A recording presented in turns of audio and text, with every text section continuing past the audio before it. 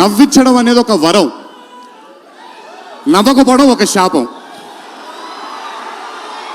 నాకు బేసిక్గా నేను నవ్వడం మొదలు పెడితే నాకు ఆపుకోవడం చాలా కష్టం. నేను అదుర్స్ చేసినప్పుడల్లా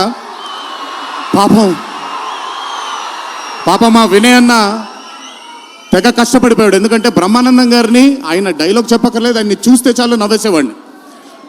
అది త్రివిక్రమ్ గారు కూడా చాలాసార్లు ఫేస్ చేశారు అరవింద సమేత జరుగుతున్నప్పుడు. అలాంటిది నేనెంత నవ్వానో కూడా ఇంకా నేను నవ్వలేను బాబోయ్ అన్నంత నవ్వించాడు సిద్ధు ఈ సినిమాతో.